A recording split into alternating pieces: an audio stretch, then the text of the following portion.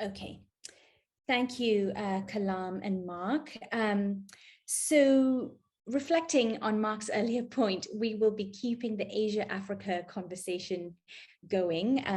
Theogene and I will be reflecting on much of what has happened in Rwanda, but also in Central East Africa over the past 2.5 years.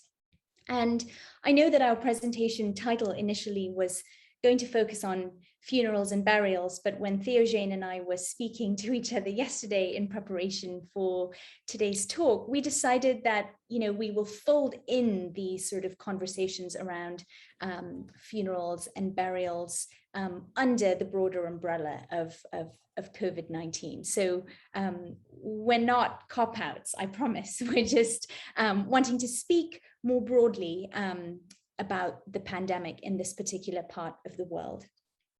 So I'd just like us to take, 5 seconds and just look at this particular map for a few seconds.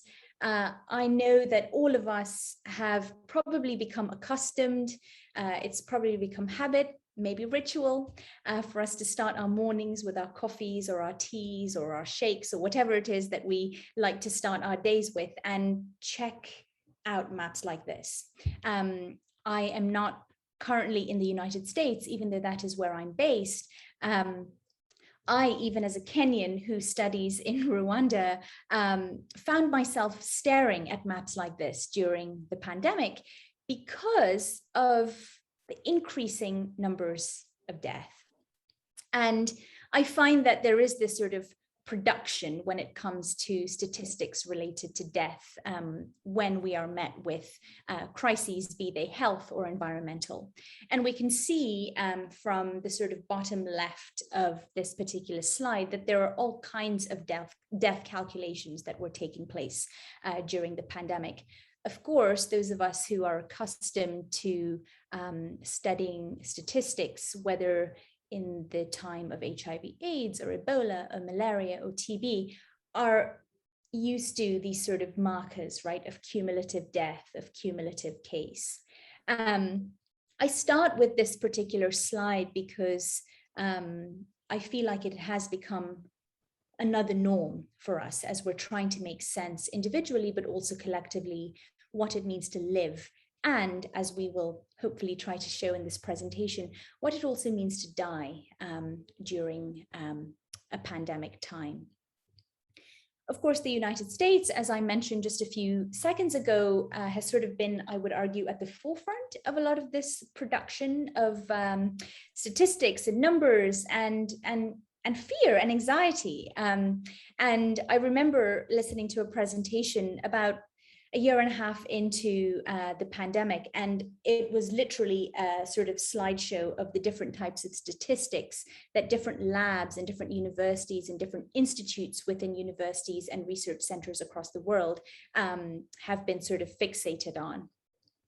Now, certainly from the United States perspective, I have found in my own observations that the production of statistics has resulted in at least a few scholars and thinkers, both in the fields of medicine and public health, but also in more broader popular circles, reflect a bit more on this idea of death and this process of death. On this slide here, I have just a couple of examples of writing that were published by well-known physicians, but also writers for magazines and well-known columns like the New York Times, sort of encouraging Americans to rethink the meaning of death. And, we have sort of seen this not just in writing, but also in news reportings, radio programs, television programs, because I have found also that there is this sort of general fear around death in the West, as opposed to in the rest, if I could phrase it in that kind of way. And so these are sort of questions that my colleague and I, Theogene, have been reflecting upon as young Africans, he from Rwanda and myself from Kenya. What are these sort of contrasts that exist in the context of perceptions and attitudes and experiences towards death? So this is a slide of just 3 really interesting books that have come out in recent times that have been, again, trying to pick at this question of death, but also try to help mainly the American public to rethink what it means to die. The first book, for example, by a physician, Atul Gawande, really picks at this point, and he sort of approaches it from the perspective of medical education in the United States and how physicians are generally taught to extend life as opposed to focus on how to deal with mortality. In some of my own work, I have sort of conceptualized these ideas and questions and conversations around death as death talk. And I have found in my own work in Rwanda that attitudes and acceptances of death in life, to use the phrase of the anthropologist Angela Garcia, contrast sharply with American attitudes towards death. And in my decades as an observer of American daily life, I have generally been struck by the general absence of what I have come to call death talk.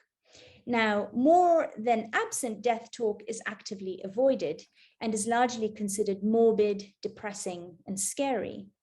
And now there is a host of literature in cultural and medical anthropology, especially by anthropologists who work in the United States, who have attributed these anxieties to the mass transportation of death from homes into hospitals, as well as the proliferation of life-extending technologies.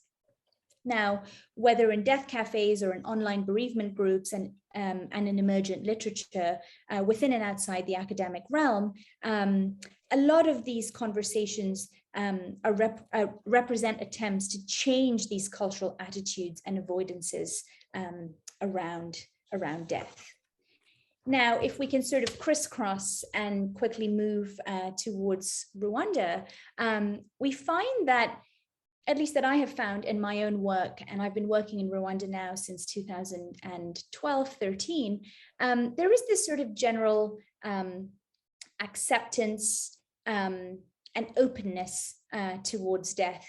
Those of us in the room will likely know that Rwanda has this long history of violence and conflict. Many of us in the West will often think of the country as having one primary conflict, that is mainly the genocide against the Tutsi that took place in 1994. But a deep reading of the historical archive shows that the genocide was in fact a culminating conflict. And death during this period between the 1950s and the 1990s was a particularly violent form of death. Now, that isn't to say that people weren't dying from, say, infectious diseases like HIV/AIDS or malaria, tuberculosis, but this was a time of war. And so a lot of my research is situated in looking at what it means to grow older in the aftermath of conflict in general, but also what it means to die in the aftermath of conflict in a time where violence and war and conflict haven't recurred in a period of 25 years, and it will actually soon be 30 years in 2 years. There's this really beautiful saying that I came across in my work in Rwanda, that death is always in the air. And so if death is always in the air, there is this constant process to deal with death and talk about death and engage with death in productive ways. And I would actually argue that a lot of these conversations that Rwandans are having about death is in fact a way that people cope with the ultimate demise of a loved one or a family member. Now, I also want to sort of point out in the context of COVID-19, and I'm going to hand over to Theo in just a couple of minutes, that there was already an existing preparedness infrastructure in Rwanda before COVID-19. this is a country, if I can flip back to the map slide over here, that borders Uganda and the Democratic Republic of the Congo, two countries that have had encounters and challenges with the Ebola epidemic. And so Rwanda, in a span of 25, 30 years, has worked, the health officials in the country have worked very hard to establish a basic preparedness infrastructure for situations like epidemics and now pandemics. So we can see here, just from this screenshot from the World Health Organization's case tracker, that as of yesterday, there have been 1,459 cumulative deaths from COVID-19 in Rwanda. I'm going to let Theo talk about the specifics of the experiences of the pandemic, given that he was in situ.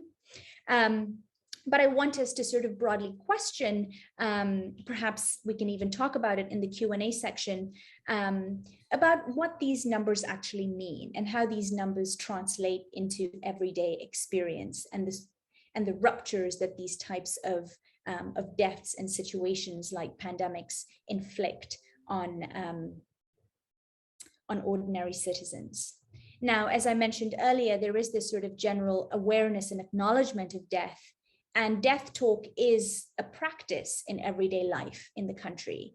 Now, what I found really interesting in my own work is that death and death talk are not just segregated to the elderly or older people, for example, or the ailing, but death talk and experiences of death are also intergenerational, meaning that there are grandparents, parents, and children who are constantly having conversations about death. And in like most parts of Africa, funerals and burials and death-related rituals and practice are also intergenerational practices. And what I also have found really interesting with respect to death in the country is that there is this awareness and acknowledgement that death is not just specific to humans. And we can see this outlined really nicely in this particular quote by a woman who I name Eloise, who said to me in a conversation that I document in this new publication of mine, that Theogene had a really heavy hand in helping me work through a lot of the vocabulary, the Kinyarwanda vocabulary. So I'm just going to quote Eloise very quickly. She says, "Death has always been a part of life, not just human life, but earthly life. Animals, plants, insects, even earth, all are dealing with death every day. Trying to separate the two from each other just seems like too much work. We are born and we die. C'est la vie, no?" So what I have found quite useful in my thinking, to qualify, I wasn't in Rwanda during the pandemic. I'm en route to Rwanda. I'll be there next week. But I think a lot about how interruptions, particularly interruptions related to violence and conflict, affect everyday life, affect everyday practices, affect everyday people, affect the ways in which people cultivate sociality with each other. And I think that COVID-19 offers us an opportunity to think about how we write about international global health public measures such as physical and social distancing, and what it means to impose, for example, mandates that include the separating of people. And I find also that in locales that I've worked in Rwanda, it is nearly impossible to impose this kind of physical distancing. And I think that questions around death are particularly interesting for us to think about as well, because death, just like life, is very much a social experience. Death in the country is still very much a demedicalized experience. It's a family as well as a community-based experience. And engaging with death, and particularly the dead, seeing the dead is a critical part to how people grieve and mourn. And so I have found through the conversations I've had with friends and colleagues in Rwanda during this pandemic time, that there has been this sort of collective mental and social anxiety that has been constantly birthed during this particular time. And so I think that these conversations between also what it is to have individual anxiety, but also collective anxiety, feed into these broader notions of what it means to be a part of a community, for example, in a time of crisis, in a time of a pandemic. And so I want us to think a bit more critically also about what kinds of socialities are birthed, what kinds of socialities are knit between the living and the dead when these social and emotional and physical bonds between people are ruptured quite intensely during a crisis. So I'm going to hand over to Theogene, who's joining us from Boston, Massachusetts. It's very early for Theogene, but Theo, over to you. Thank you, Aalyia. Thank you. Thank you so much. Can you move to the next slide, or should I? Oh. I should be able to move to the next slide. I don't know why it just stopped on me. Yeah, there you go. Okay, thank you so much. I'm here in Boston. It's early in the morning, and it's really a pleasure being here to speak with you, to hear from you. So I am from Rwanda, and when the pandemic struck, I was in Rwanda, and I had started a master's program in global health delivery with the Harvard Medical School. I wasn't able to come on campus here in Boston to do my study, so I had to do most of the studies online in Rwanda. And so probably the side of this is that I had an opportunity to experience COVID with Rwandese and in Rwanda. And this also struck my own interest in studying COVID amongst citizens and refugees. And so my study was really located in Kigali, in slum-like areas of Kigali, and then in the refugee camps. So I chose this particular study to study refugees. First of all, because I personally have been a refugee. I have lived in a refugee camp, and I have also worked with refugees. All of these experiences have really helped me to understand the context in which refugees live and how they are very vulnerable to, to different health problems or health issues.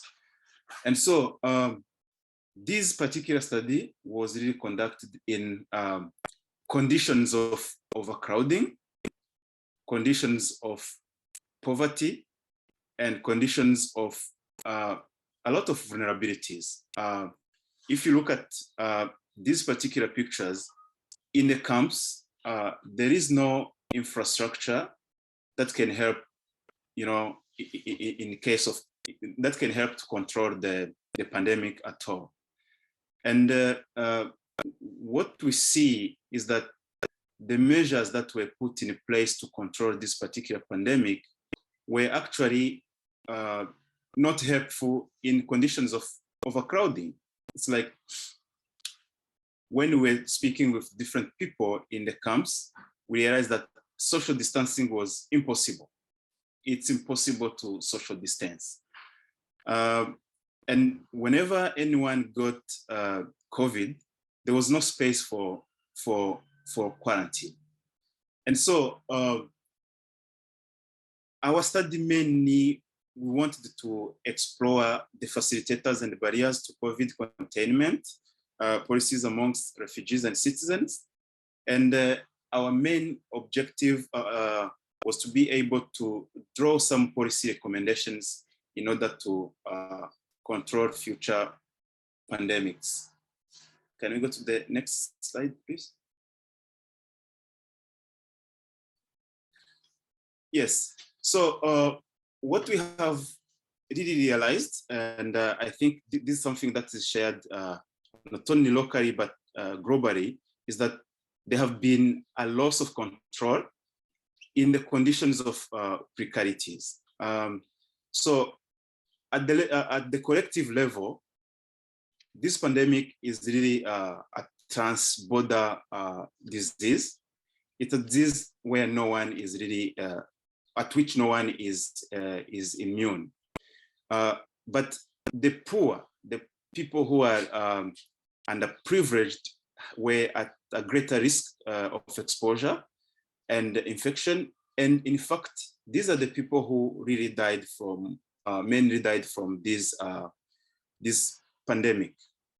And then when you look at individual levels, we found that a lot of people did not have the freedom to choose, or freedom, did not have options on what they would do. They were overwhelmed, as actually one refugee, one Congolese refugee here told us. It's like, we cannot do anything about COVID. All we do is to rely on God. They're just sitting there waiting and seeing what will happen. So he told us that actually, in the face of this pandemic, he stayed at home waiting to live or die. It's like, there is nothing he can do. And this loss of control also was due to people's responsibility to care for those who are sick. And so whenever there was a family member who got COVID, the people felt the responsibility to take care of this particular sick person, and they did not have the urgency to separate themselves from the person who is infected. And a Congolese refugee also said, as we were interviewing a number of them, I knew that I had an infectious disease. I asked my wife if she can stay away from me. She did not accept. Instead, she would say, I don't care if I get infected, but I cannot let you starve to death. I cannot distance myself from you. It's like, because of people's responsibility to care, they accepted willingly to expose themselves to the pandemic. Next slide, please. And so, looking at the context in which these people were, of course, what we have said, that it is really a context of exaggerated vulnerability. We found that death from COVID was not their worst enemy, because hunger for them was the worst thing. As one refugee told us, they should let us do our job, and if we are meant to die, we will die. People always die of hunger. People feel like telling them to protect themselves from COVID-19 is like putting their lives at risk. Instead of being scared of COVID-19, people are scared of poverty and do not care if they die of COVID-19. And so you can see that the government or other institutions are trying to address deaths caused by the pandemic, but there are some deeply rooted problems that are even worse than the death from the pandemics. Next slide, please.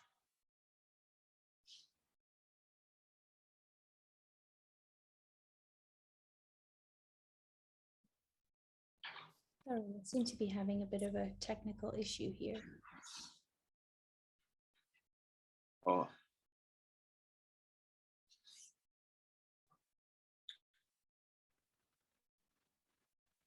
Okay, maybe I should, I can share my screens from here.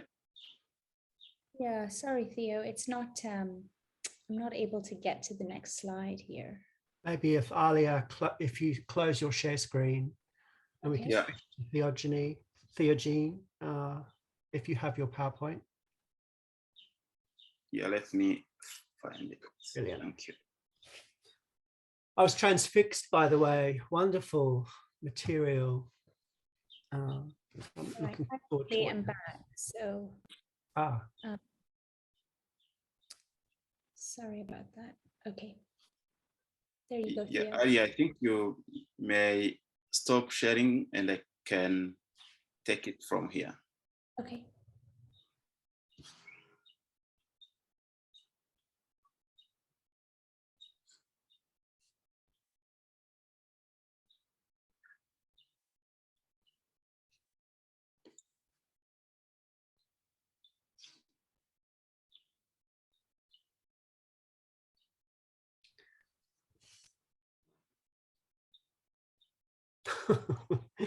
Oh dear. Okay, so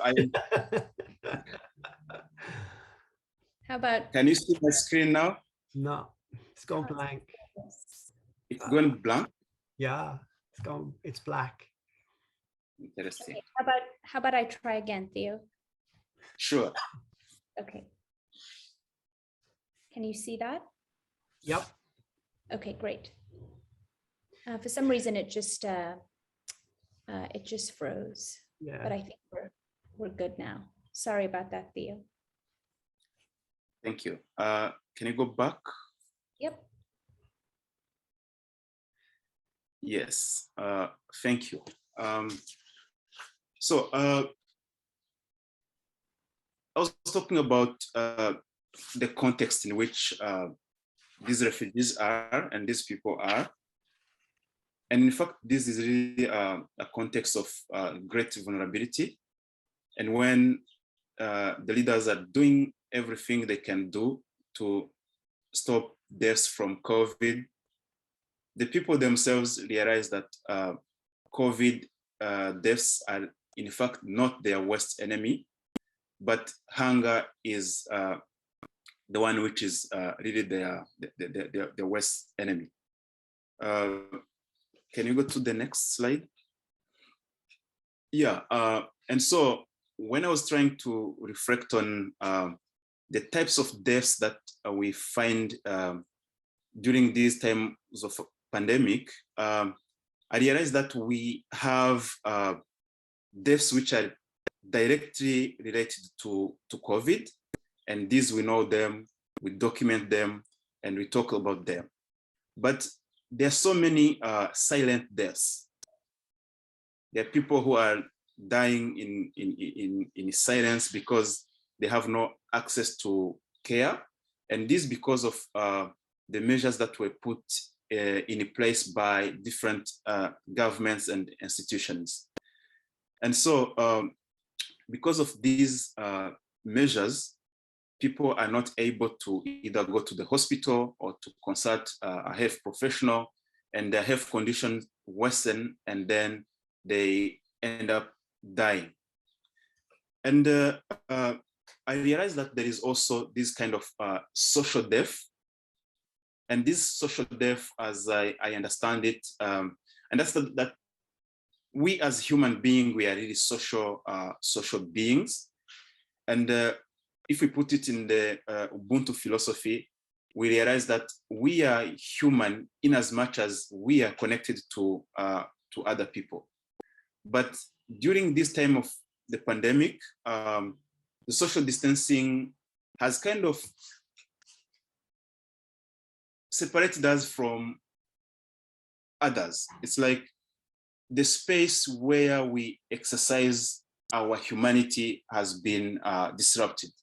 And so by the fact of losing these social connections, by losing these spiritual connections, by losing these family connections to others, and losing hope in a way, we experience what I think is a social death. Next, please. and so when I looked at Rwanda before the pandemic, I realized that there were customary practices that were in place whenever death happened in the family. The first thing to realize is that death actually is not just an individual reality, a personal reality, but is a communal reality. Death brings people together. It's an occasion for a family reunion. And whenever anybody died, the washing of the body was really very meaningful in the sense that they are making sure that this person dies in cleanliness. The person dies, but he is clean. And this cleanliness symbolizes the respect that they have for the person who is departing. And then in the same practices, there were these burial vigils where people come in the family of the bereaved, and then they sit together, they're sharing stories about the person who has died, the good things that he has done or she has done. And they share different stories around fire to cheer up the bereaved and to ensure that they preserve the good memories of the person who is dead and who is who's gone. In certain contexts, there are religious ceremonies before the body of the person who dies is sent off. And then at the end, there is what we call the washing of hands, which is a symbol of defeating death. It's like the person has died, the ceremonies, everything around death is complete. Now they are washing their hands to say that death has happened in our family, but death is not the end of the life in this family. It's like after death, life continues. Next, please. So all those practices were practices which were before the pandemic came. Now, when the pandemic came, there was a cultural disruption. Everything changed. And so the government restrictions could not allow all the previous practices to take place in order to ensure that they prevent the transmission of the disease. And so people started mourning in silence and mourning in isolation. And this had a huge toll on people's mental and social well-being. And when I was speaking to some refugees, there is one who really expressed her loneliness and her isolation when she was mourning, as she said, "I had a problem of taking care of my sick husband who died later. When he died, it was so difficult. Due to COVID, there wasn't anyone to comfort me or support me. Many were far away and did not have where to pass to come. I was like, COVID really is making me unsettled. What should I do? Even a poor person who was able to support could not, sorry, I think there is a typo, could not kind of join them. It's like there were some support which was provided, even though small, but because of COVID, there was no way she could be able to share with others and mourn with them. And so the arrival of the pandemic kind of disrupted the cultural practice, and now people are mourning in silence, they're mourning in isolation, and it has serious consequences on them. And what we also found is that actually the state took control of barrio practices. And one Rwandan citizen told us when we spoke to her, we only took the close family and saw only his children and his younger brother buried him. Only 10 people in total. People in the neighborhood came to watch and support, but they were all chased away by the police. Only us stayed at the cemetery with the police watching over everything. So what's happening here is that the moment of grief, the moment of vulnerability is taken over by the state, and in a way that is actually violent. So the police becomes an agent of violence to the people who are already mourning their beloved one who have deceased. Next slide, please. And so they were different mechanisms of adaptation to COVID world new order, if I can call it world new order.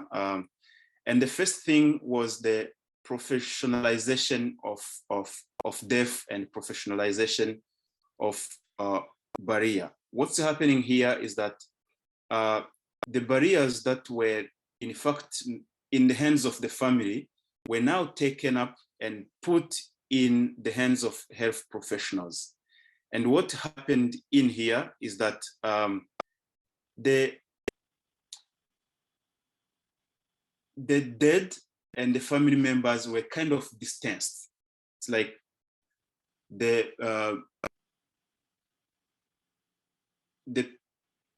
family members are no longer the ones to pay the last tribute to their beloved one.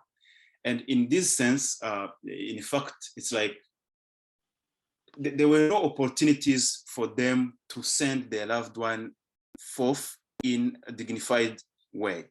And so this professionalization of barriers, this professionalization of death kind of removed the dignity in dying and in being sent forth. And the other ways they used to adapt was to take barriers virtually, rather than just being able to gather, which was impossible in this time. They are using social media to stream, to live stream the barriers. However, this also proved to be a kind of an expression of social inequity, because in Rwanda, very few people have access to internet. Very few people have access to social media. And so only those who are privileged could have access to this particular platform. And so in as much as it is a way of adapting to the new world order, it shows that inequities are not only accompanying people while they are living, but also it's accompanying them while they are dying and while they are being buried.